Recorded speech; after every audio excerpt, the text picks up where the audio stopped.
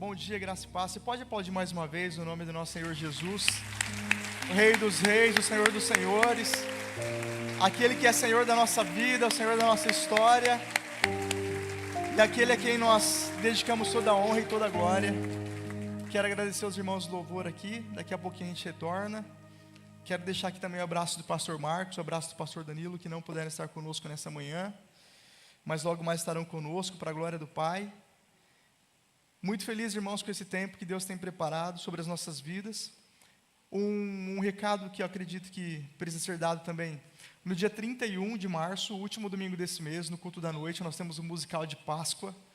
Então estejam orando pelo musical, venham, tragam convidados. Vamos fazer desse culto, irmãos, de musical um culto evangelístico, assim como foi o musical de Natal e assim como tem sido cada musical aqui da igreja. Convide amigos, convide irmãos, convide familiares, para estarmos todos aqui juntos nesse tempo, honrando e adorando ao nome do Senhor, e como eu disse, que seja um tempo evangelístico. No sábado, dia 23, também nós temos o workshop de finanças, e a ideia é a gente trazer um pouquinho aqui a luz da Bíblia, os princípios básicos e algumas ferramentas práticas para a gente ter uma vida financeira abençoada, como o Pai gostaria, como o Pai quer que nós tenhamos, tanto para os irmãos, para aqueles que estão desempregados, para aqueles que estão trabalhando normalmente, para aqueles que trabalham e têm um bom salário e precisam de algumas dicas de construir patrimônio. Venham, porque a Bíblia diz que o Senhor ama a prosperidade dos seus filhos.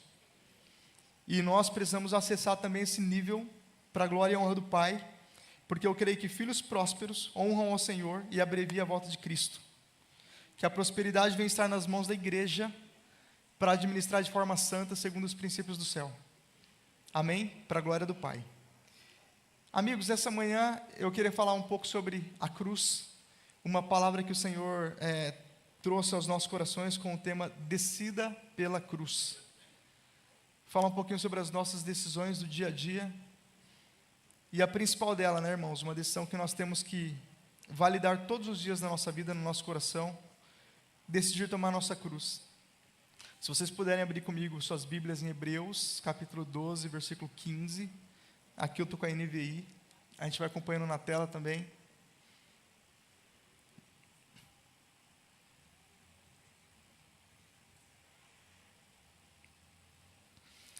Hebreus capítulo 12, versículo 15. Somente um versículo. Eu vou lendo aqui para a gente ganhar tempo.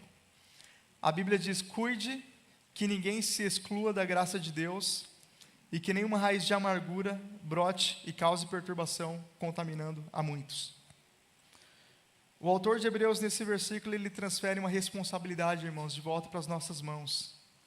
Nós vamos entender um pouquinho essa manhã sobre graça, sobre a obra da cruz, sobre o favor de Deus na nossa vida, mas já era entendido desde esse tempo que nós, como cristãos, a gente tem uma responsabilidade de cuidar para não se excluir dessa graça, para não se excluir dessa presença. O texto acima ele é uma recomendação para que haja um cuidado mútuo. O autor aqui está falando, olha, cuidem um do outro, cuidem de vocês, cuidem do seu coração. Tomem cuidado para que ninguém se afaste. Nessa versão diz, se afaste da graça de Deus. Tem versões que dizem para que ninguém se exclua, e tem versões que dizem para que ninguém se prive. Mas, de qualquer forma, para que ninguém saia debaixo da graça de Deus. A graça que foi liberada a cada um de nós. Uma vida debaixo da graça é o plano original de Deus, através do seu propósito eterno para a humanidade. Deus, quando nos criou, irmãos, quando Deus cria o primeiro homem, quando Deus coloca o homem na terra, o propósito original de Deus, o propósito original dele para as nossas vidas, que a gente vivesse debaixo da sua graça, que a gente vivesse debaixo do seu favor, que a gente vivesse debaixo da sua bênção. Então Deus nos colocou lá no jardim, para que a gente governasse sobre o jardim, para que a gente desfrutasse do jardim, para que a gente vivesse em prosperidade no jardim, para que a gente tivesse plenitude no jardim. E nós sabemos que o pecado trouxe essa contaminação, mas nós sabemos que a obra de Cristo na cruz restaurou todas as coisas ao princípio. Quando nós fomos incluídos nessa morte, na ressurreição de Jesus, nós recebemos a dádiva da graça para reinar em vida por intermédio do nosso Senhor Jesus. Então, mesmo que o pecado original do homem no jardim do Éden levou toda a humanidade a se afastar da graça, a morte de Jesus na cruz foi um sacrifício perfeito que nos incluiu de volta na graça. Então, a partir do momento que nós fomos incluídos naquela morte, que nós aceitamos a cruz e fomos incluídos naquela morte, nós estamos de volta ao plano original de Deus para a nossa vida, que é o plano de viver em saúde, em paz, em harmonia, em alegria, em prosperidade, em salvação e em bênção. Romanos capítulo 5, os versículos do 17 ao 21, a Bíblia nos diz: se pela transgressão de um só homem a morte reinou por meio dele, aqui era Adão, muito mais aqueles que receberam de Deus a imensa provisão da graça e o dom da justiça reinarão em vida por meio de um único homem, Jesus Cristo. Consequentemente, assim como uma só transgressão resultou na condenação de todos os homens, assim também um só ato de justiça resultou na justificação que traz vida a todos os homens. Logo, assim como por meio da desobediência de um só homem muitos foram feitos pecadores, assim também por meio da obediência de um único homem serão feitos justos. A lei foi introduzida para que a transgressão fosse ressaltada, mas onde aumentou o pecado, transbordou a graça, a fim de que, assim como o pecado reinou na morte, também a graça reine pela justiça para conceder vida eterna, mediante Jesus Cristo, nosso Senhor. Então aqui, Paulo está falando que um único ato de injustiça, um único ato de pecado, ele trouxe toda a perdição para o mundo. Mas o ato de justiça de Jesus na cruz foi muito maior do que o ato de Adão. E esse único ato de justiça, Jesus sendo crucificado, foi suficiente para justificar e trazer vida a todos os homens. A morte de Jesus na cruz. A cruz, ela nos tornou justos através da obediência de um único homem. A cruz nos justificou. A cruz nos regenerou. Outrora a gente estava preso nas transgressões, outrora a gente estava preso em uma condição humana delimitada, debilitada, mas a cruz revigorou, renovou todas as coisas. E nós lemos aqui que a lei, ela ressaltou o pecado, mas onde abundou o pecado, superabundou a graça. Então na lei nós somos expostos, na lei as nossas fraquezas foram expostas, a lei da Bíblia, mas quando Jesus veio, superabundou uma graça na nossa vida. E eu gosto, irmãos, porque um dos propósitos de Jesus é que em todas as áreas onde o pecado foi abundante na nossa vida, Ele quer fazer transbordar a sua graça. E nas áreas da nossa vida onde nós somos conhecidos pela nossa fraqueza, pela nossa limitação, por hábitos de pecado, o Senhor quer usar eu e você para trazer libertação aos cativos e restauração a todo aquele que precisa. Então é muito comum no nosso meio, pessoas que outrora era cativo de algum vício, de alguma situação, hoje sendo instrumento de Deus para levar libertação sobre essa área específica. A alegria de tudo isso, irmãos, é a certeza que aonde abundou o pecado na nossa vida, existe uma graça superabundante, que vai transbordar mais e mais. E no nome de Jesus nós vamos ser um canal da bênção de Deus. E nós vamos entendendo ao longo aqui dessa manhã, o quão profundo o Senhor quer nos usar sobre essas áreas, aonde abundou o pecado, superabundou a graça. Se existe alguma área na sua vida que você foi marcado por situações de pecado, hoje você pode reivindicar no mundo espiritual, que você seja um instrumento, uma ferramenta do céu, para trazer restauração à vida das pessoas sobre essa área. Se existe alguma situação que você sofreu uma profunda amargura, hoje você vai ser um instrumento de Deus para trazer uma alegria, uma paz, para você ser autoridade sobre estas áreas, a partir da graça que foi derramada sobre a sua vida. Se você puder ao longo dessa semana fazer esse exercício, quais foram as áreas da minha vida que eu mais padeci? São as áreas da sua vida onde o Senhor mais quer te usar, aonde o Senhor mais quer fazer você romper, porque nós reivindicamos esta promessa, que aonde abundou o pecado, superabundou a graça. A nossa história, ela não para no pecado, a nossa história, ela não para nas nossas limitações. E a nossa história, ela não para no passado, nas situações que nós passamos. A nossa história, ela precisa terminar na graça abundante que é derramada sobre as nossas vidas. Nós precisamos crer nessa graça, nesse favor, nesse propósito de Deus.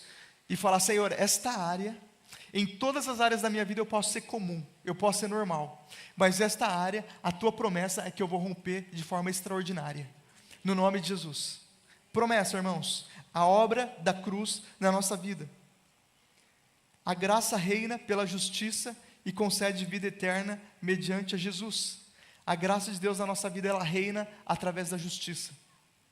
A graça, ela reina através da retidão. A graça reina através de tudo aquilo que é certo. Quando nós praticamos atos de justiça, nós estamos trazendo o reino da graça de Deus. Quando você pratica um ato de justiça sobre a vida de um irmão, sobre uma situação, você está trazendo sobre aquele lugar a vida que vem através da graça. Você está trazendo o favor de Deus através da graça. Quando você tem atos de justiça na sua casa, você está trazendo o favor de Deus sobre a sua casa, vida. Vida sobre a sua família, vida sobre os seus negócios, vida sobre o seu corpo físico, você está trazendo vida. Mas a pergunta que eu faço é, se nós vimos até agora que existe uma graça que há de ser derramada sobre as nossas vidas, essa graça, através da cruz, ela foi disponibilizada a todos os seres humanos. Cada pessoa que está sobre a terra pode acessar essa graça. A pergunta que eu faço é, uma vez que a cruz, sendo esse ato de justiça, liberou a provisão da graça sobre todos os homens, por que alguns se privam da graça de Deus? Por que algumas pessoas são privadas da graça de Deus? Por que algumas pessoas são excluídas da graça e do favor de Deus? E a resposta para essa pergunta, irmãos, talvez você pode refletir sobre alguns momentos que você sentiu privado da graça de Deus, que você sentiu excluído da graça de Deus. Já teve momentos na minha vida que eu me senti assim, apesar de ser um engano do diabo, e a gente tem que reconhecer isso. Que a Bíblia diz que nem a altura, nem a profundidade, nem anjos, nem demônios, nem principados, nem potestade, nem o presente, nem o futuro, nem o passado, nada pode nos separar do amor de Deus que está em Cristo Jesus. Deixa eu falar uma coisa para você, por mais que o inimigo tente contra você, contra a sua casa, contra a sua família, Satanás e os seus demônios não pode te privar de viver o favor e o bem de Deus na sua vida. Por mais que as circunstâncias venham de forma difíceis sobre a sua vida, as situações difíceis, as enfermidades, as desilusões, o sofrimento, as traições, as calúnias, as pedras, tudo aquilo que você passa na sua vida, não podem, não tem poder e não tem autoridade de privar eu e você de vivermos o melhor de Deus nas nossas vidas. Quando o autor de Hebreus fala, ninguém se prive da graça de Deus, ele está transferindo para nós essa autoridade e essa responsabilidade. Só nós podemos nos privar da graça de Deus, através das nossas escolhas e das nossas decisões. Então eu queria nos trazer para essa reflexão nessa manhã, sobre o poder das nossas escolhas e das nossas decisões. Aquilo que o inimigo não pode fazer contra as nossas vidas, às vezes nós estamos fazendo de forma consciente ou inconsciente, através de decisões que nós vamos tomando ao longo da nossa vida. E essas decisões às vezes nos afastam da obra da cruz, sem a gente perceber. Às vezes vai nos distanciando de viver o melhor de Deus, sem a gente perceber. Como eu disse, decisões conscientes e decisões inconscientes. Existem momentos que nós decidimos, porque a Bíblia diz que o Senhor coloca na nossa frente dois caminhos, a bênção e a maldição. E o Senhor disse, se não me falha a memória, em Deuteronômio, e Ele diz, escolha hoje a bênção. Eu lembro de Deuteronômio capítulo 28, o Senhor falando, se vocês crerem, se vocês obedecerem, se vocês seguirem os meus mandamentos, vocês vão ser abençoados ao entrar, ao sair. Bendito vai ser o fruto da sua amassadeira, bendito o fruto da sua sementeira. Está aqui, ó. Se vocês obedecerem fielmente ao Senhor, o seu Deus, seguirem cuidadosamente todos os seus mandamentos que hoje dou a vocês, o Senhor, o seu Deus, os porá acima de todas as nações da terra. A promessa de Deus sobre as nossas vidas, existe uma promessa pela qual nós temos que brigar e lutar e pedir e agir diligentemente, que nós estaremos acima de todas as nações da terra. A autoridade espiritual de governo sobre todas as nações da terra. A cruz fez isso por mim e por você. A cruz nos levou de volta ao plano original de Deus. Mas aquele se ali na frente, ele faz toda a diferença. Irmãos, a nossa vida, ela se resume às nossas escolhas e às nossas decisões. E por isso o tema dessa mensagem hoje é: decida pela cruz. Decida estar no lugar que o Senhor te chamou e te criou para você estar e para eu estar. Esse lugar que em alguns momentos nós vamos ser levados, inclinados e tentados a desistir. As escolhas que nós fazemos de forma consciente ou inconsciente vai determinar o resultado da nossa vida. Se nós escolhermos obedecermos fielmente ao Senhor e seguir cuidadosamente os seus mandamentos, vai trazer um resultado em todas as áreas da nossa vida. Vai trazer um resultado dentro da nossa casa, vai trazer um resultado dentro da nossa família. Nós nunca mais vamos falar: Senhor, parece que eu sou um desgraçado, parece que o céu não me vê, parece que Jesus não olha para mim. A Bíblia diz que As mãos do Senhor estão estendidas, porque elas não estão encolhidas para que não possa abençoar, e nem os seus ouvidos agravados para que não possa ouvir. Quando eu penso no Senhor, eu penso Ele olhando para nós com as mãos estendidas para abençoar. Eu penso Ele querendo fazer, Ele querendo derramar, Ele querendo operar nas nossas vidas. Essa semana minha esposa viajou com algumas irmãs da igreja. Eu fiquei cuidando das minhas filhas, além do trabalho, naquela correria do dia a dia. E acordava de manhã, arrumava, levava para a escola. E depois voltava para buscar na hora do almoço, porque fui trabalhar. E depois voltava e deixava com meu sogro durante a tarde, pegava à noite. E lavava os tapuarzinhos do lanchinho da escola e preparava o lanche, preparava o material. E aquela correria e o trabalho. É amor, irmãos, é cuidado. Não é cansativo, não é pesado, porque existe um cuidado. E a Bíblia diz que nós não somos melhores pais do que Deus. Eu vejo Deus o dia inteiro se importando com as nossas situações, com o que a gente está passando, querendo se envolver na nossa história, querendo saber se tudo está indo bem na nossa vida. Eu vejo o Senhor de braços abertos querendo derramar a sua graça, o seu favor, a sua misericórdia.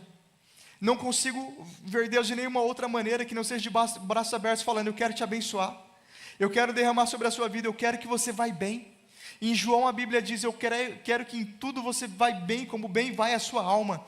O Senhor se importa com os nossos desejos, com nossos sonhos mais pequenos, porque a Bíblia diz que Ele concede o anelo do coração dos justos. O Senhor se importa com aquilo que a gente se importa. Outro dia um amigo meu falou: Ismael, eu queria casar, mas eu não oro sobre isso, porque Deus deve estar preocupado com as guerras, com as pessoas doentes. Eu falei para ele: parece bonito o que você está falando, mas é religiosidade. Para Deus não existe problema pequeno, problema grande. O Senhor se importa com aquilo que você se importa. Para o Senhor, para o nosso Deus é importante aquilo que é importante para você, mesmo que aos seus olhos, aos olhos das pessoas, seja uma coisa tão simples e secundária. Para o nosso Deus não existe dificuldades.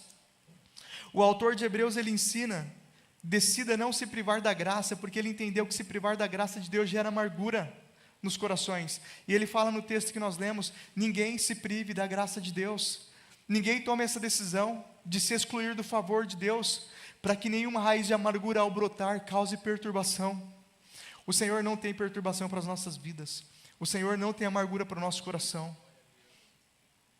e contamina muito. O Senhor não tem contaminação para as nossas vidas. A obra do Senhor na cruz resolveu todas as coisas. Estar debaixo da graça de Deus é uma decisão, é uma escolha, que só você pode fazer por você mesmo.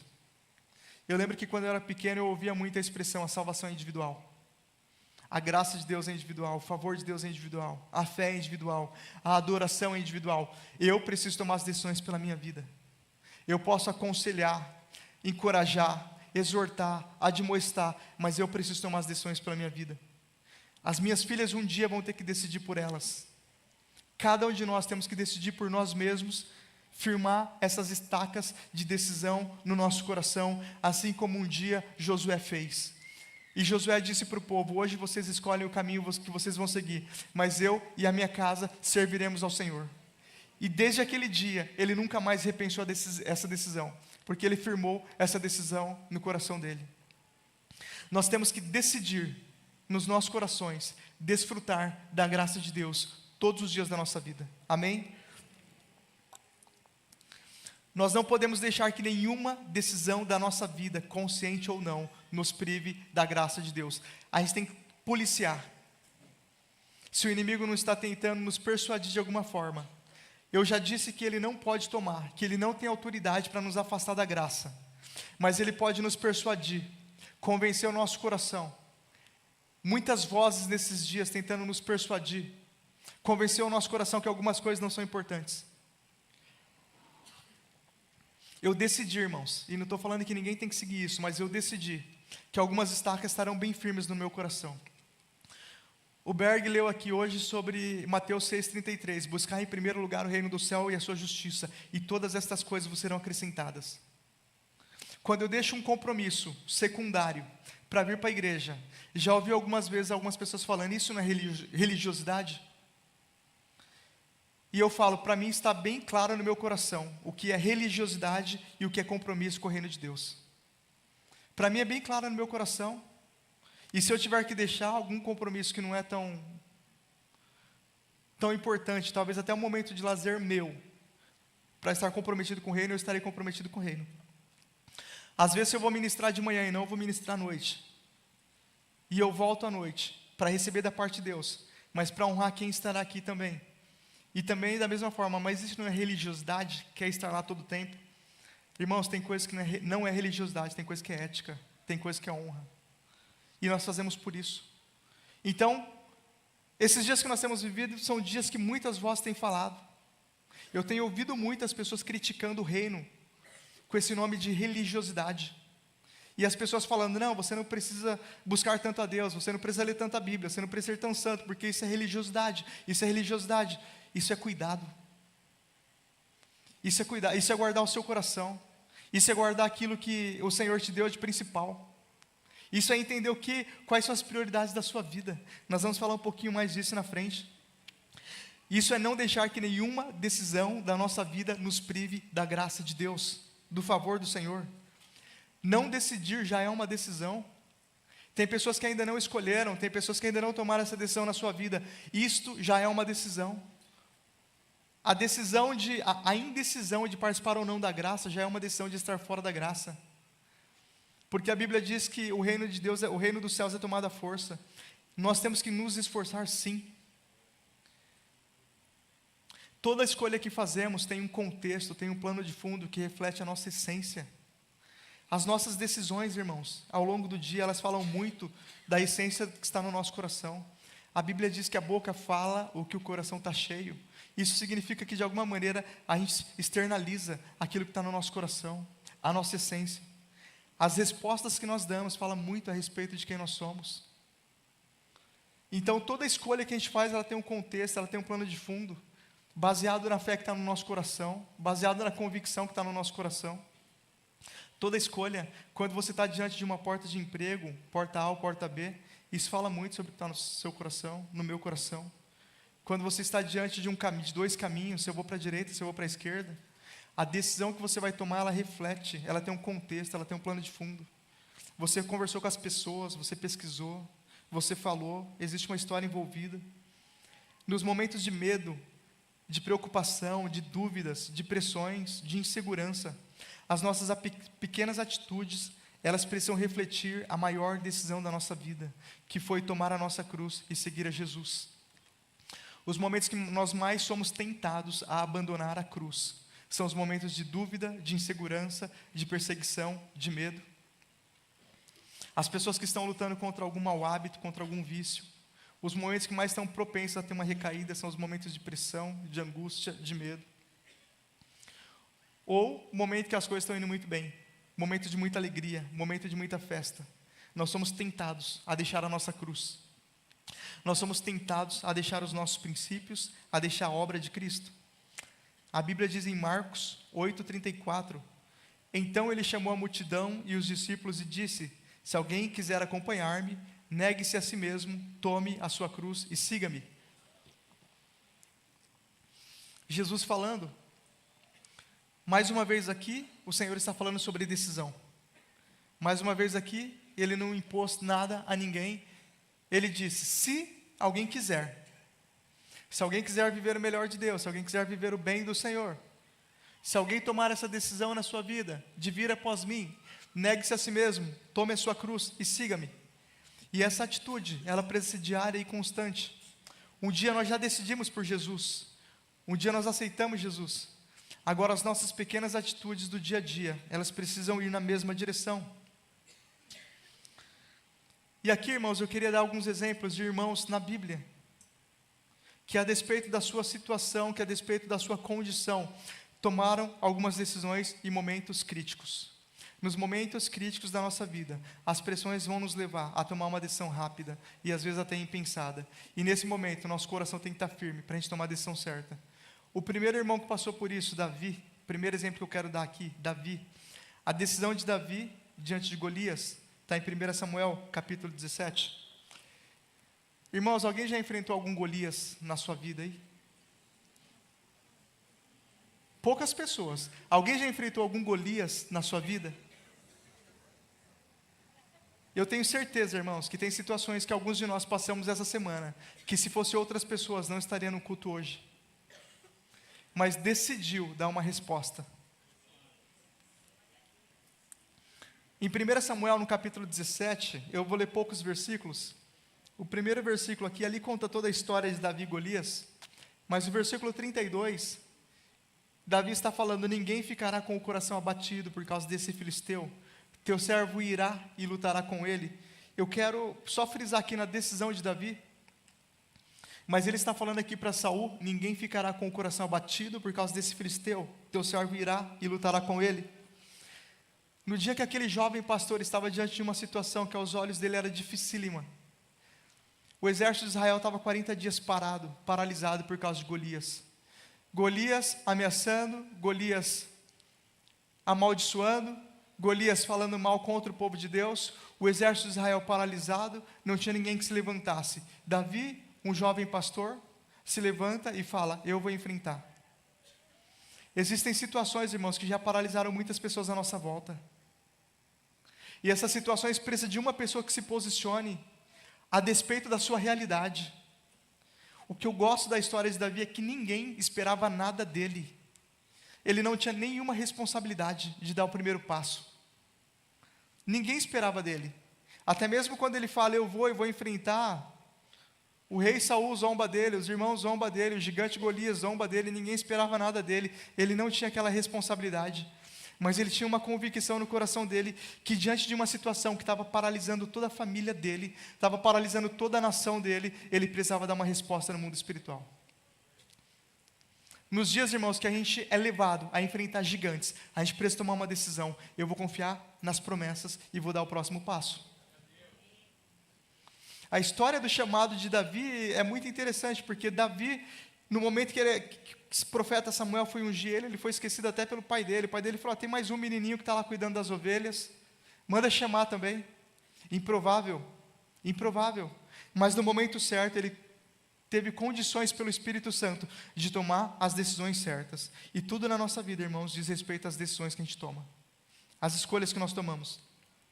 E no versículo 42, Davi, porém, disse ao filisteu: você vem contra mim com espada, com lança, com dardos, mas eu vou contra você em nome do Senhor dos Exércitos, o Deus dos exércitos de Israel, a quem você desafiou. Nos dias de enfrentar os gigantes, Davi foi em direção àquele gigante. Davi decidiu enfrentar.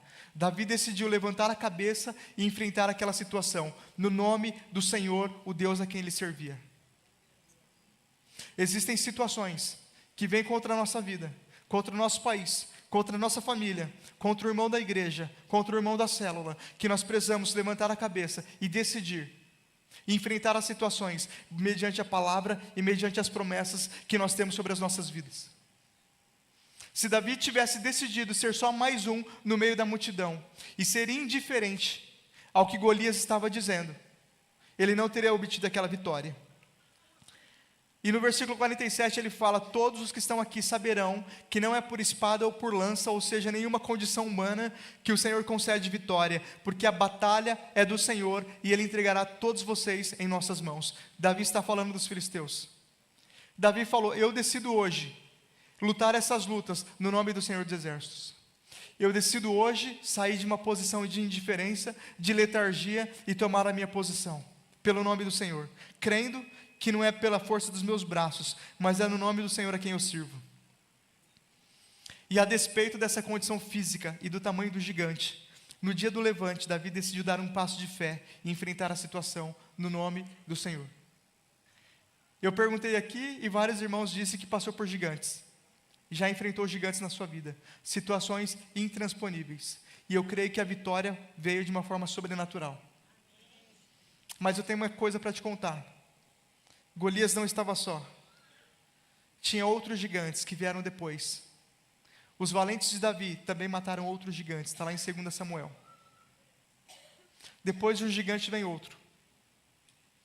Mas a unção que foi liberada sobre a sua vida te capacita a vencer todos eles, no nome do Senhor dos Exércitos, quando as decisões são as mesmas. Pode ser ainda situações maiores. Você foi ungido, você foi incluído na morte e na ressurreição de Cristo, para reinar em vida, através do sangue de Jesus. Davi decidiu não ser mais um no meio da multidão, como os soldados que estavam paralisados há 40 dias com medo, mas se deixou ser ousado e usado por Deus para uma grande obra. Quando nos submetemos à graça, através da fé, nós somos a resposta de Deus para muitas vidas. Assim como Davi nessa situação, foi a resposta de Deus para muitas vidas. Se você se submeter à graça, se você se submeter às promessas, se você se submeter à autoridade de Deus sobre a sua vida, às promessas de Deus sobre a sua vida, você também vai ser a resposta, em todos os lugares por onde você passar. O que Deus tem para mim e para você, não é somente que a gente ore, Senhor, me manda a resposta, Senhor, levanta alguém para me dar uma resposta. O Senhor quer que eu e você sejamos a resposta para essa geração. Assim como Davi foi a resposta de Deus para a geração dele. Aquele que se submete à graça, como Davi, gera vida por onde passa. Às vezes a gente não entende aonde a graça estava nesse contexto, em todo o contexto da Bíblia. Às vezes a gente acha que a graça de Deus, o favor de Deus é algo exclusivo do Novo Testamento. A graça estava ali, fazendo um menino vencer um gigante, levando pessoas improváveis a vencer lutas, situações intransponíveis na sua vida, através da fé, no nome do Senhor.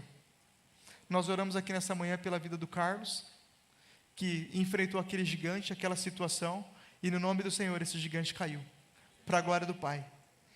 E assim é com cada gigante que nós enfrentamos no nome do Senhor. A vitória vem sobre as nossas vidas. O mesmo aconteceu com o profeta Ezequiel no Vale de Ossos Secos, no capítulo 37 do livro de Ezequiel. A gente conhece a história, que o Espírito do Senhor leva o profeta Ezequiel a um vale de ossos secos, e somente o versículo 7, o Senhor mostra aqueles ossos para Ezequiel, pergunta para Ezequiel se haveria vida, se haveria possibilidade, e no versículo 7, o Senhor fala para Ezequiel profetizar, e Ezequiel profetiza, e aí no versículo 7 ele diz: e eu profetizei conforme a ordem recebida, e enquanto profetizava, houve um barulho, um som de chocalho, e os ossos se juntaram, ossos com ossos. Aqueles ossos secos, eles representavam o exército de Israel. Aquele osso seco representava a realidade espiritual e social da nação de Israel. Aqueles ossos secos representavam a situação da família do profeta Ezequiel. Ele recebeu uma direção de Deus de profetizar. Existem ossos, existem vales que nós somos levados, que a direção de Deus é adorar. E a gente precisa adorar no meio do vale. A Bíblia diz que quando Paulo e Silas estavam na prisão e foram açoitados, perto da meia-noite eles cantavam e oravam, e veio o livramento de Deus. Existem vales na vida, irmãos, que nós somos levados, mas esses vales não são para nos privar da graça de Deus. Esses vales são para a gente dar uma resposta no mundo espiritual. Então, quando Paulo e Silas estavam na prisão, eles oravam e cantavam. Existem vales na nossa vida que nós somos levados para no meio daquele vale a gente profetizar. Existem vales que eu e você somos levados para a gente jejuar.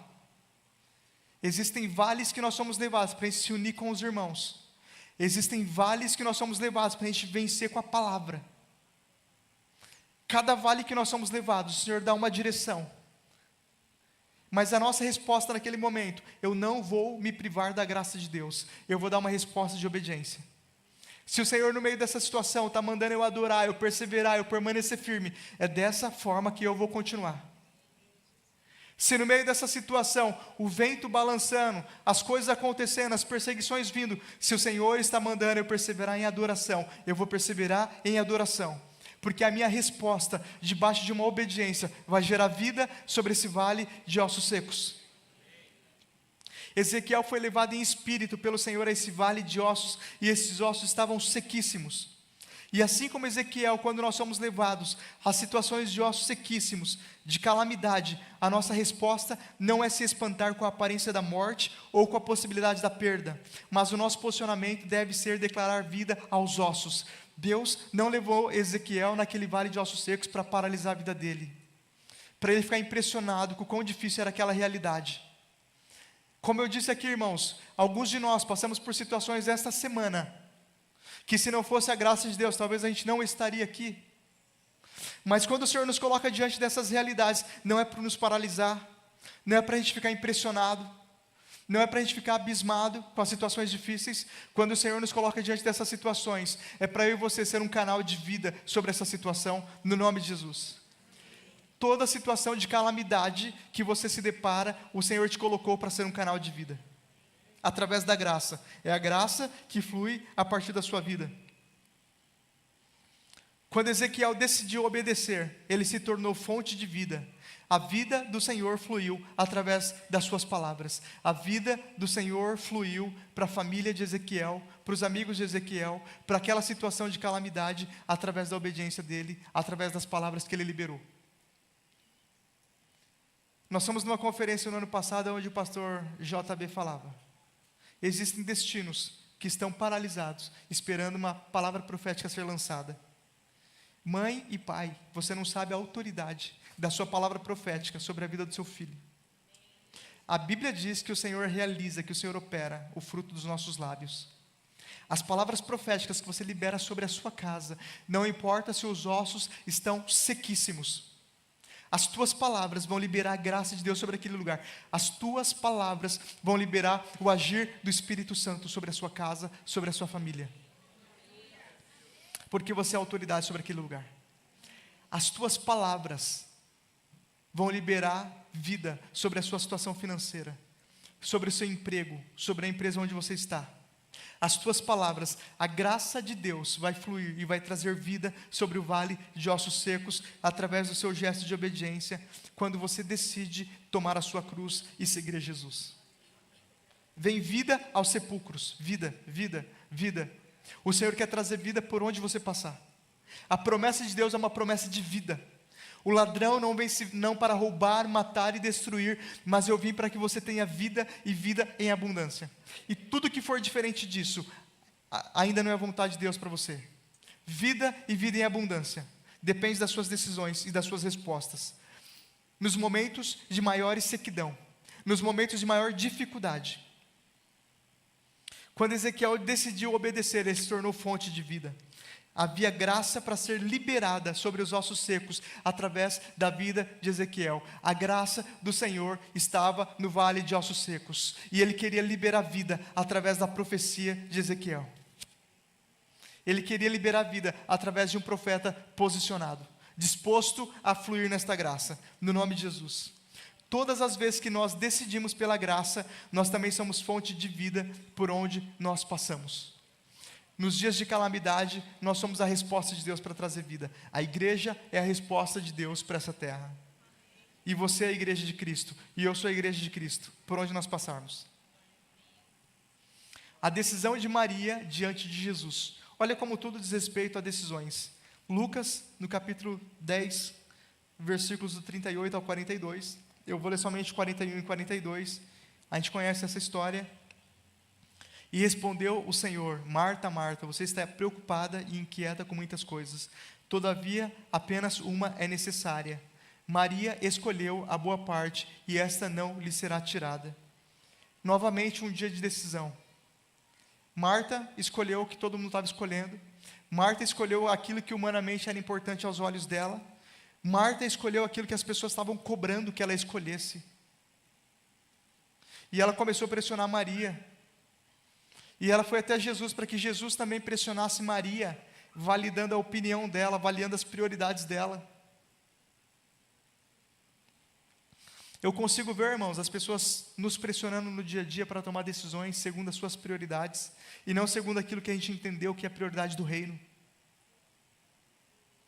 Eu consigo ver a gente tomando decisões como Marta: o que todo mundo vai pensar, o que todo mundo vai dizer, o que as pessoas estão falando a meu respeito, quem está se agradando, quem está se desagradando nas minhas decisões. E às vezes, diante desse tipo de pressão, a gente toma mais decisões para agradar as pessoas do que para agradar o Senhor. Às vezes, diante dessas situações, a gente toma decisões para agradar um chefe, para agradar um amigo, para agradar um irmão. E a gente não se depara que às vezes essa decisão está nos afastando, nos excluindo da graça. Se você estiver diante de uma decisão que vai te prejudicar humanamente falando, ou que vai te excluir da graça de Deus, decida a decisão que não vai te excluir da graça de Deus. Quando Abraão estava com Ló, Deus chamou Abraão sozinho e falou: sai do meio da sua parentela, do meio da sua família, mas ele leva Ló com ele. Começa a dar problema entre os pastores dele e os pastores de Ló. E Abraão então entendeu que ele precisava se separar de Ló, e ele fala para Ló: escolhe para onde você vai. Mas chegou um momento de decisão. E naquele momento Ló olhou para as campinas do Jordão e escolheu ir em direção a Sodoma e Gomorra. Ló olhou pela vista, Abraão creu nas promessas. E ainda que o futuro de Abraão parecia um deserto, ainda que o que está na minha frente possa parecer um deserto, eu vou para os desertos mediante uma palavra. Eu enfrento as situações mediante uma palavra. Ainda que os olhos humanos, essa decisão não é a melhor. Se existe uma palavra sobre a minha vida, eu prefiro perseverar na palavra. E talvez Abraão passou 1 ano, 2 anos, 3 anos, tendo que cavar poços no deserto, tendo que se virar no meio do deserto, tendo que alimentar o seu rebanho no deserto, mas porque ele seguiu diante de uma palavra, ele foi recompensado, ele foi honrado por Deus. Ele recebeu as promessas como herança. Se você se deparar diante de uma situação de pressão social, onde você está sendo levado a decidir se excluir da graça, conscientemente ou inconscientemente, se reposiciona diante dessa situação. Por exemplo, não mentindo no momento de pressão, não omitindo informação no momento de pressão, se decidindo pela graça. Marta decidiu priorizar o natural e Maria decidiu priorizar o espiritual. A presença, o eterno, essa sempre será a parte mais importante. Essa história, ela ensina para nós também algo muito importante. Sempre que a gente vai tomar uma decisão na nossa vida, a gente precisa buscar o espiritual. Qual é a melhor decisão do ponto de vista espiritual? Porque as situações naturais, em um determinado momento, elas são sobrepostas. Elas precisam se render à autoridade do espiritual. Então, quando vai tomar decisões, o que o Senhor está falando? Qual é a vontade do Pai? Qual é a decisão que está alinhada com o céu? O que a Bíblia diz sobre essa situação? Qual é a minha prioridade nesse momento? Porque Marta não estava perdendo tempo, Marta não estava fazendo algo que não fosse importante. Mas qual é a prioridade do momento? Quais são os momentos da minha vida que eu preciso parar tudo e buscar a presença do Pai? Quais são os momentos da minha vida que eu preciso deixar o meu filho num canto, que eu preciso deixar a esposa num canto, que eu preciso deixar as coisas de casa, que eu preciso parar de ouvir o que estão falando no trabalho, parar de ouvir o que os amigos estão falando e ouvir a voz do Pai? Quais são os momentos da minha vida que eu preciso sentar aos pés de Jesus e ouvir o que o céu tem para a minha vida? Esses momentos são as melhores decisões e Jesus fala: Maria escolheu a boa parte e esta não lhe será tirada. Mais uma decisão aqui, irmãos, para a gente entender a decisão do filho pródigo. Está em Lucas 15, do versículo 11 ao 32. O filho pródigo, ele não tomou uma decisão no momento de pressão. Porque Davi, diante de Golias, estava no momento de medo, no momento do inimigo. Naquele momento estava muito difícil para Davi tomar aquela decisão. Ainda assim ele escolheu. Ezequiel, no vale de ossos secos, ele estava diante da amargura. Ele estava tendo que decidir diante de uma situação difícil, de perda, de tragédia, de calamidade. O filho pródigo não. O filho pródigo, ele estava no momento de bonança. Ele estava na casa. Ele estava no momento vivendo o favor do pai.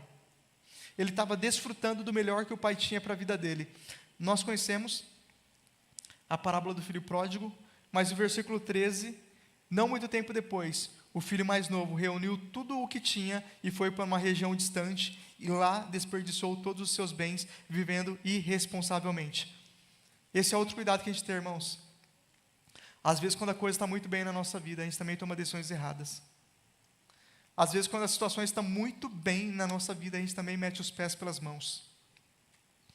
E por conta disso, a gente pode correr o risco de se privar da graça de Deus. Ele estava debaixo da graça, ele decidiu ir para uma terra longe, onde ele não estaria mais exposto à graça de Deus. Nos momentos que tudo estiver bem na sua vida, guarde o seu coração. Jó fazia isso. Jó, nos momentos de festa, logo após a festa, logo após uma celebração, Jó, ele sacrificava ao Senhor, porque ele falava: vai que eu ou um dos meus filhos tenha blasfemado ou pecado contra o Senhor de forma inespontânea, sem querer.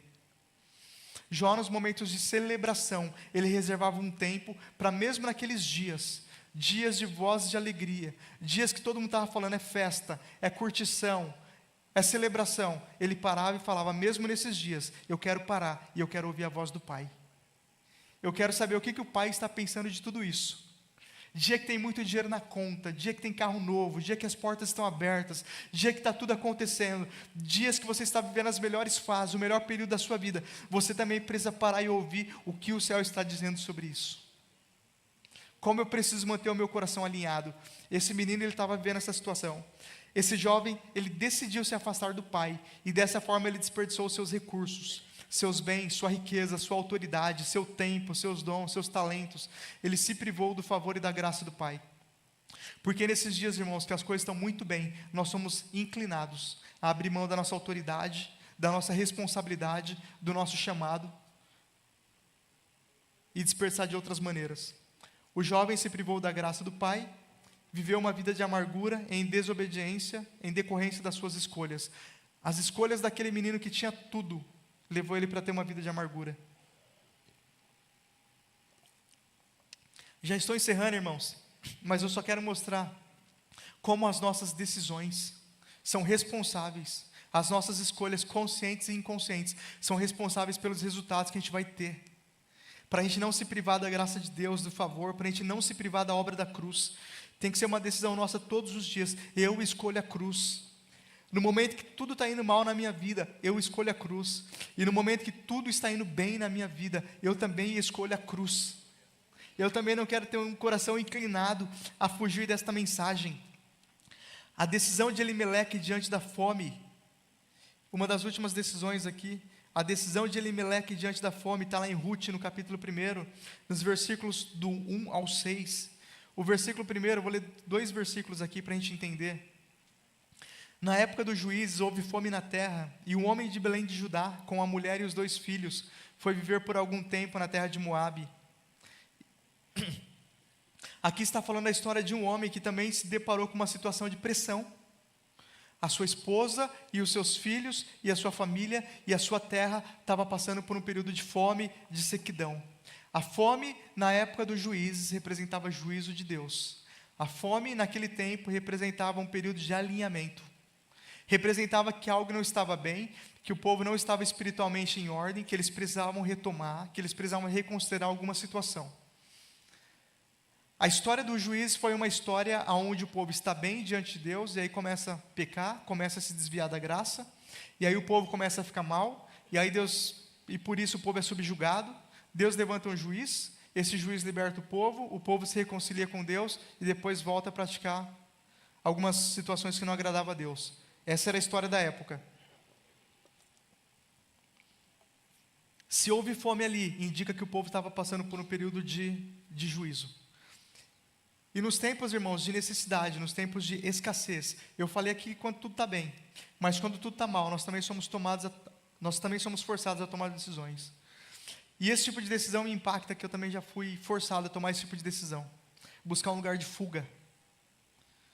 Buscar um lugar onde as pessoas iam falar aquilo que eu queria ouvir. Buscar um lugar onde as pessoas iam massagear o meu ego. Buscar um lugar onde as pessoas iam, de alguma maneira, acalentar o meu coração e não tratar aquilo que precisava ser tratado. Buscar um lugar onde as pessoas iam validar as minhas decisões e não me confrontar, e não me chamar para um tempo de acerto, para um tempo de alinhamento diante de Deus. Em vários momentos da nossa vida, nós também somos tentados a tomar uma decisão de fuga. Eu vou para um lugar de fuga, eu vou para o meu lugar de fuga, porque eu não aguento mais esse emprego, porque eu estou sendo confrontado, porque eu não aguento mais essa família, porque eu não aguento mais esses irmãos, porque eu não aguento mais essa situação, porque eu não aguento mais esse aperto. E as decisões que nós tomamos desse lugar impacta muita gente. E nesses dias, irmãos, a gente precisa de novo ir para os pés do Senhor e ouvir e entender o que o céu está falando. Qual é a decisão que eu vou tomar para não me privar da graça de Deus? Porque a despeito daquilo que nós passamos, a despeito das lutas, a despeito das dificuldades, dos gigantes, das muralhas, do inimigo tentando nos destruir, a decisão de privar da graça de Deus, ela é inteiramente nossa. Só depende de mim e de você. No dia da dificuldade, Elimeleque decidiu ir para esse lugar de fuga. A sua decisão, ela foi uma decisão natural, e talvez aos olhos humanos, a melhor decisão que ele poderia ter tomado. Mas diferente de Abraão, que Deus disse: sai do meio da sua terra e da sua parentela e vai para um lugar que eu vou te mostrar. Elimeleque não tinha uma direção para ir para Moabe. Ele foi por conta própria. Elimeleque não tinha uma decisão. Eu lembro que uma vez, irmãos, no meu trabalho, as coisas não aconteciam, as coisas não andavam, por mais que eu me esforçava, não tinha nenhuma perspectiva. Quem trabalha no setor automotivo sabe que passa por muitas crises. Tudo aquilo que acontece no mercado, dólar, crise, bolsa, guerra, tudo o que acontece no mercado, o setor automotivo é o primeiro que sente. Então, momentos de escassez, momentos que as vendas estão baixas, as coisas não acontecem. E a gente passou por várias crises. 2003, 2006, 2009, 2000, não sei quando, todos os 2000 teve crise até aqui. Guerra da Ucrânia, pandemia. E eu lembro que eu estava passando por uma situação que não tinha nenhuma perspectiva de promoção, de nada diferente, muita pressão, muito trabalho. E naquele momento eu queria pedir demissão, onde eu trabalhava, pegar um PDV e tocar minha vida. Eu estava buscando meu lugar de fuga. E aí eu lembro que eu estava orando e falando: Senhor, eu quero, como uma criança birrenta, né? Eu quero, é isso que eu quero. Nós íamos para o culto, e o pastor Jorge, durante a ministração da palavra, ele liberou para a minha vida, sem saber que era para mim, obviamente, e ele disse: não feche uma porta que Deus não fechou. E aquela palavra foi rema para o meu coração. E eu fiquei quietinho, guardei aquela palavra e falei: eu não vou fechar uma porta que Deus não fechou.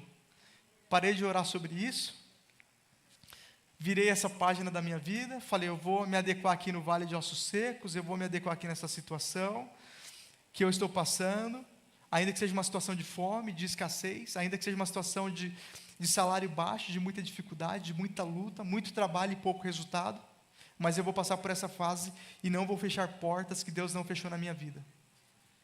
Como tudo na vida passa, aquelas situações passaram, e o Senhor operou muitas coisas na nossa vida.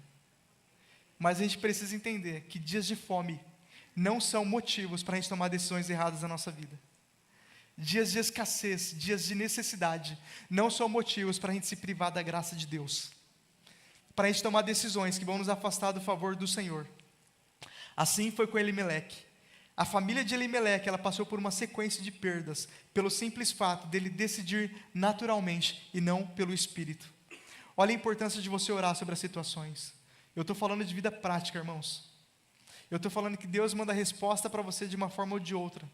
Elimeleque, ele colocou a sua família aqui em uma sequência de perdas, porque a decisão foi uma decisão natural.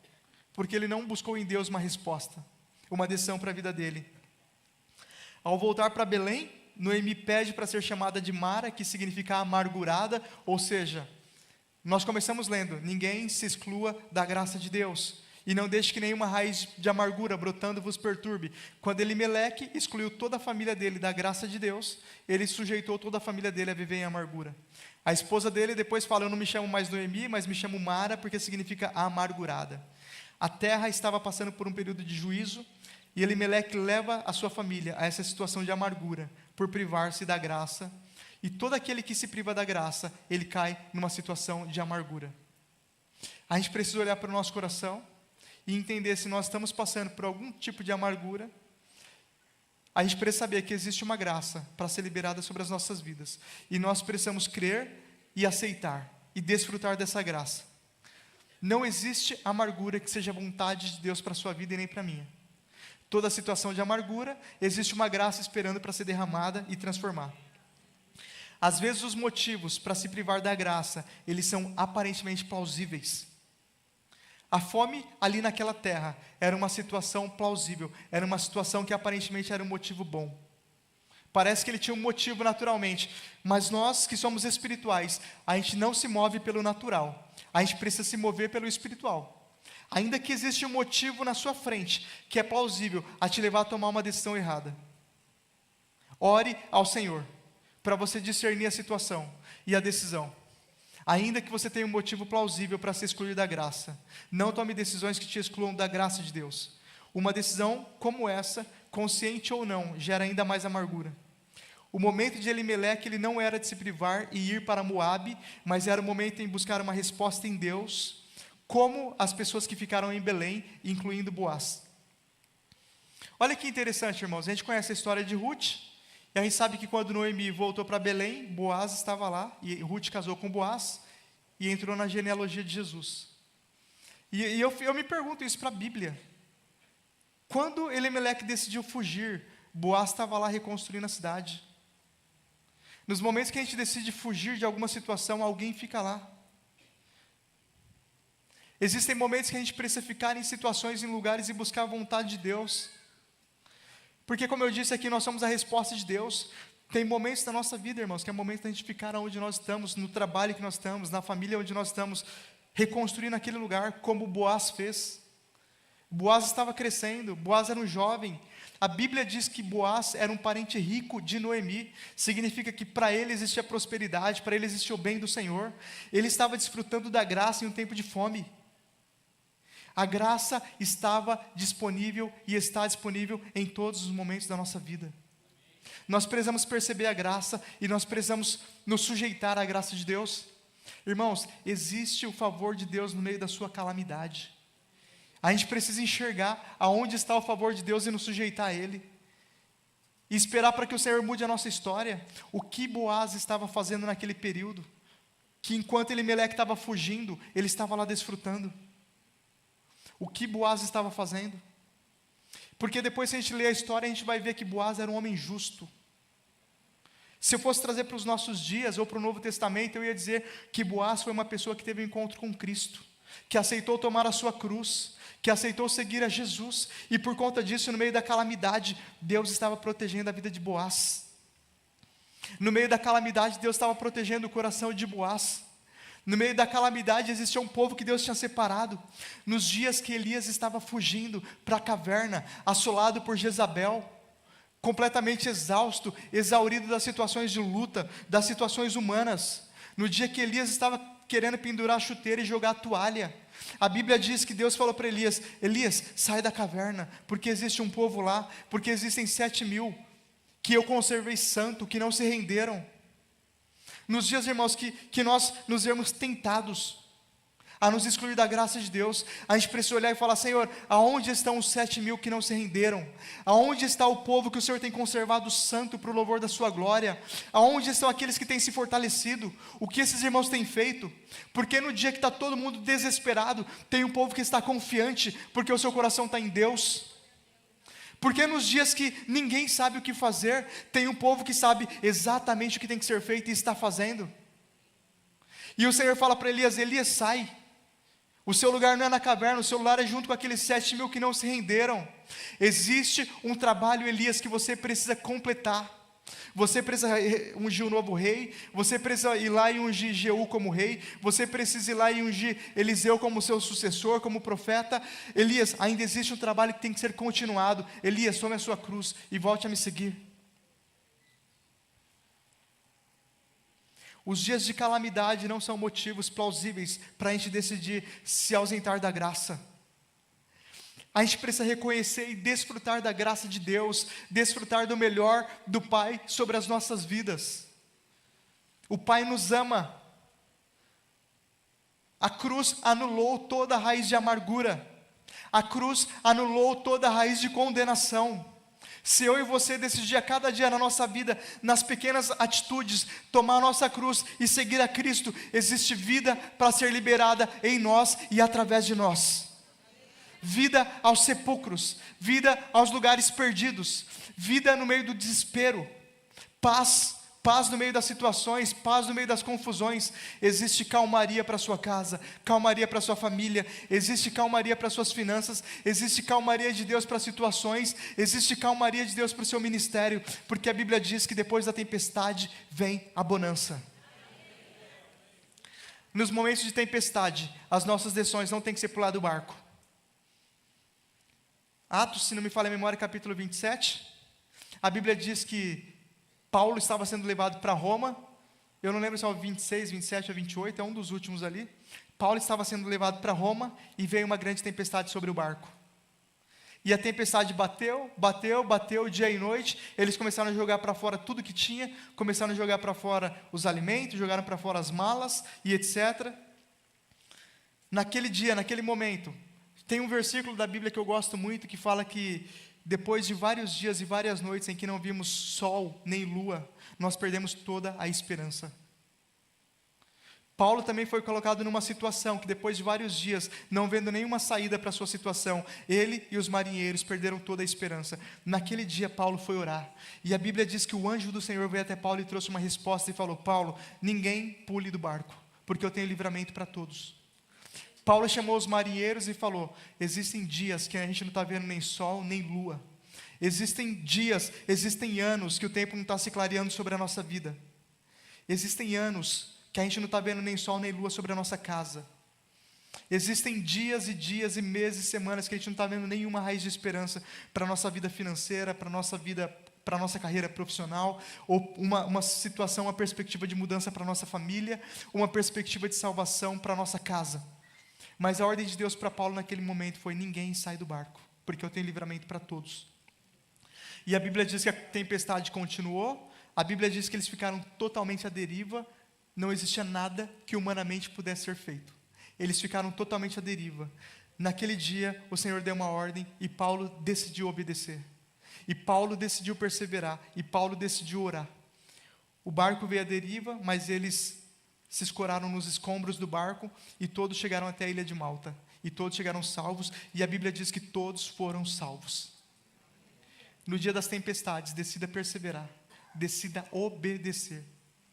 Existem situações, irmãos, como eu citei aqui várias: a fome em Belém de Judá, o vale de ossos secos de Ezequiel, a prisão de Paulo e Silas. Existem situações, Davi diante de Golias. Existem situações que vêm diante de nós que não são para nos paralisar, para nos colocar medo, para nos fazer desistir. Existem situações que é para a gente se posicionar e continuar declarando, e continuar vivendo, e continuar decidindo à luz da palavra, e continuar orando, e continuar jejuando, e continuar indo para a célula, e continuar indo para o culto, e continuar orando pela sua família, e continuar colocando o nome dos seus parentes no caderno de oração, e continuar convidando para o musical de Páscoa, porque uma hora o Senhor vai fazer a obra.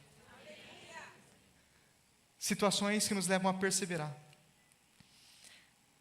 Da mesma forma, o rei Ezequias, já estou partindo para o encerramento. Se os irmãos do louvor quiserem voltar aqui, que nós vamos orar sobre essa palavra. A decisão do rei Ezequias diante do medo e do inimigo está em Isaías 36 e 37.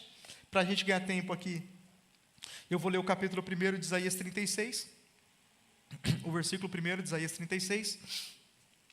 No 14º ano do reinado de Ezequias, Senaqueribe, rei da Síria, atacou todas as cidades fortificadas de Judá e se apossou delas. Senaqueribe aqui nessa história é a personificação do diabo. O rei Ezequias, que ele não foi um grande rei, não foi um dos principais reis da história de Israel, ele foi um rei mais ou menos. Deixa eu ler o versículo 37 aqui, depois eu faço um resumo rapidinho. O versículo 1 do capítulo 37, na sequência. Quando o rei Ezequias soube disso, ele rasgou as suas vestes, vestiu-se de pano de saco e entrou no templo do Senhor. Houve uma ameaça real, onde as alianças haviam sido destruídas. Então, Senaqueribe, que representava o diabo ali, vem ameaçar Israel, vem ameaçar Judá, vem ameaçar o rei Ezequias. Senaqueribe foi um rei na história conhecido por ser muito cruel, a gente sabe disso. Eles vieram para destruir. Ezequias, o rei Ezequias estava diante de uma ameaça real, e diante daquela ameaça real, nós lemos aqui, ao ouvir o relato, o rei Ezequias decidiu rasgar as suas vestes, que significa humilhação, que trazendo para os nossos dias significa orar e jejuar, com um pano de saco, e entrou no templo do Senhor. No dia do perigo, no dia da ameaça, no dia da possível destruição, ele decidiu recorrer à presença de Deus.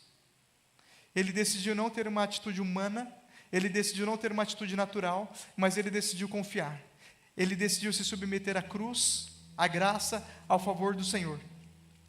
Por mais que o rei Ezequias não foi um grande rei, como eu disse, ele é conhecido na história de Israel por ser um rei que não deixou legado, mas o rei Ezequias percebeu os sinais.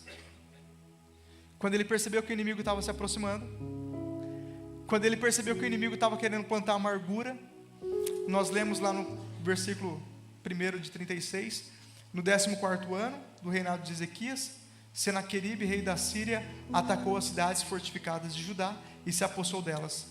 Quando o rei Ezequias percebeu que o diabo estava atacando as alianças dele, as cidades fortificadas, que eram a rede de apoio de Judá, que o inimigo estava destruindo tudo aquilo que estava em volta de Judá, que o inimigo estava tentando levar a alegria, a esperança, a perspectiva, Quando o rei Ezequias percebeu que o inimigo estava atacando a célula dele, quando o rei Ezequias percebeu que o inimigo estava tentando trazer enfermidade, dúvida, que o inimigo estava tentando trazer desespero, que o inimigo começou a gritar demais, para que no meio do barulho os irmãos ficassem confusos e não saber para onde ir, para que no meio das circunstâncias a família ficasse confusa e não soubesse o que fazer. Quando ele entendeu que o inimigo estava atacando todas as suas alianças, ele decidiu entrar no templo do Senhor. Ele decidiu buscar a Deus. E porque ele buscou ao Senhor naquele dia, quando ele discerniu que o inimigo estava se aproximando, houve salvação para ele e houve salvação para toda Judá, e Senaqueribe morreu. E o inimigo foi derrotado. Decisões que nós precisamos tomar nos dias que a gente percebe que algum tipo de perigo está nos cercando, a nossa família, a nossa casa, mais do que nunca. Os sinais de que o nosso filho não é mais o mesmo. Os sinais quando algum amigo não está querendo mais ir para a igreja. O sinal quando a nossa família está entristecida com alguma situação. Os sinais que o inimigo está tentando atacar, colocar situações no nosso meio. Nós precisamos discernir e, assim como Ezequias, tomar a melhor decisão. Decidir pela cruz, decidir pela presença, decidir pelas promessas. E para a gente concluir, irmãos, todas as vezes que nós decidimos renunciar a nós mesmos, tomar a nossa cruz em um lugar de obediência e seguir a Jesus, nós temos acesso a essa mesma graça que nós falamos hoje. Nós temos acesso à graça que nos faz liberar vida sobre os ossos secos, a graça que nos faz vencer os gigantes, a graça que nos liberta das prisões, a graça que nos faz vencer o inimigo. Quando nós sujeitamos a cruz em um lugar de obediência, quando nós falamos: Senhor, a despeito de tudo que está sendo dito, de tudo que as pessoas estão falando, e eu quero fazer como Maria, eu quero ficar com a melhor parte, eu quero ficar com a sua presença, eu quero ficar com aquilo que conversa com o céu, eu quero ficar com aquilo que o céu está trazendo sobre a minha vida. Libera a graça que estava sobre Davi, que estava sobre o profeta Ezequiel, que estava sobre cada um dos profetas que nós falamos esta manhã. Amém? Em Mateus 16, os versículos 13 e 19, Jesus libera as chaves do reino dos céus a Pedro, que reconheceu quem ele era, ao declarar que Jesus era o Cristo, Filho do Deus vivo. Quando nós reconhecemos a obra da cruz, por intermédio do Espírito Santo, e validamos com as nossas decisões diárias, nós também temos acesso às chaves do reino e nos tornamos mordomos desta mesma graça. Para a gente encerrar, irmãos, se a gente puder abrir as nossas Bíblias em Mateus capítulo 16, só para esse texto ficar bem fixo ao nosso coração. Mateus capítulo 16, 2 versículos aqui. Do 13 ao 19, mas eu quero ler somente o 17, 18 e 19. Quando Jesus pergunta para os apóstolos quem eles dizem que ele é, quem os homens estão dizendo que ele é, e no versículo 17, respondeu Jesus: feliz é você, Simão, filho de Jonas, porque isso não foi revelado a você por carne ou sangue, mas por meu Pai que está nos céus. E eu digo que você é Pedro, e sobre esta pedra eu edificarei a minha igreja. As portas do inferno não poderão vencê-la, e eu darei a você as chaves do reino dos céus. O que você ligar na terra terá sido ligado nos céus, e o que você desligar na terra terá sido desligado no céu.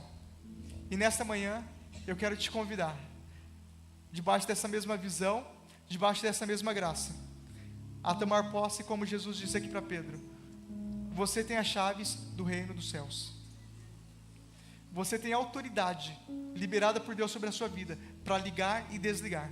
E aquilo que você ligar na terra vai ser ligado no céu, e aquilo que você desligar na terra vai ser desligado no céu. Amém?